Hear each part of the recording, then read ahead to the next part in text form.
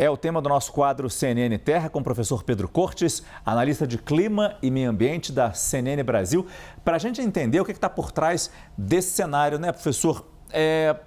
Como explicar tantos eventos frequentes? A gente percebe que parece que está chovendo cada vez mais forte e com cada vez mais frequência nos últimos anos, particularmente, claro, no verão. Professor, boa noite. Boa noite, Márcio. Boa noite a todos. E realmente não é apenas uma impressão. Os dados meteorológicos mostram isso, que as chuvas têm se tornado cada vez mais intensas e com uma frequência, né, essas chuvas intensas com uma frequência cada vez maior.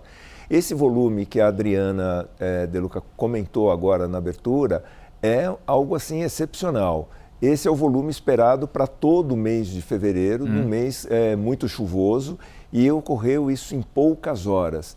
A explicação disso é única, são as mudanças climáticas. Ou seja, com o aquecimento da atmosfera, com o aquecimento dos oceanos, nós temos muito mais vapor de água na atmosfera e quando esse vapor ele encontra uma frente fria, isso precipita abruptamente. Então esses volumes excepcionais acabam ocorrendo com cada vez mais frequência, exatamente por conta do aquecimento do planeta. E é muita água. Quando a gente fala 200, a gente não tem muita noção disso, né? O que é 200 mililitros? O que é 200 milímetros? 90 milímetros? É muita água que cai.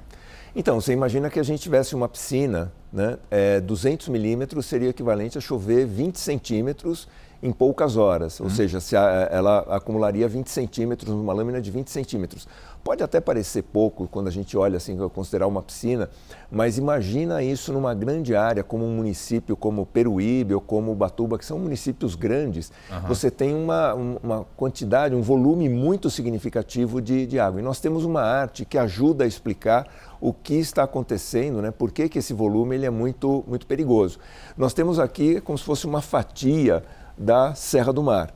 Então nós temos uma camada superficial de solo que ela é fina porque as encostas elas são íngremes e logo abaixo nós já temos a rocha.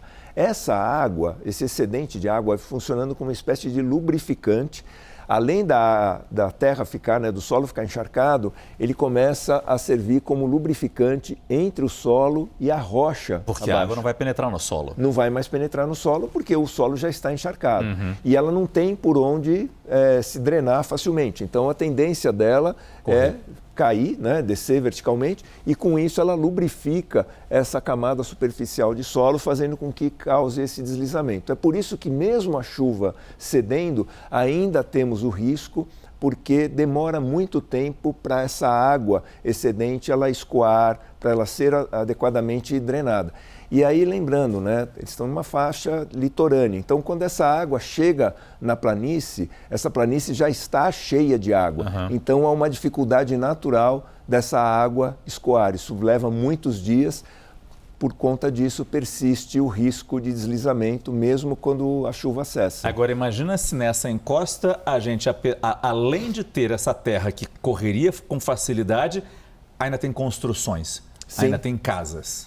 Essas construções, elas começam... E veja, uma coisa importante para as pessoas, normalmente esse deslizamento ele não acontece abruptamente, ele começa a dar sinais. Então você percebe, por exemplo, árvores que vão se inclinando, postes de energia que vão se inclinando, paredes que começam a trincar. Quer dizer, muitas vezes você tem esse alerta que é o tempo suficiente para a pessoa sair de casa.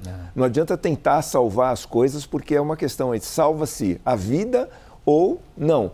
Então, esse aviso ele é muito importante porque já começa a sinalizar que a encosta tende a vir abaixo. Reconhecer os sinais ao redor. Exatamente. Né? Esse é o professor Pedro Cortes, analista de clima e meio ambiente da CNN Brasil, sempre com a gente no quadro CNN Terra. Boa noite, professor. Boa noite.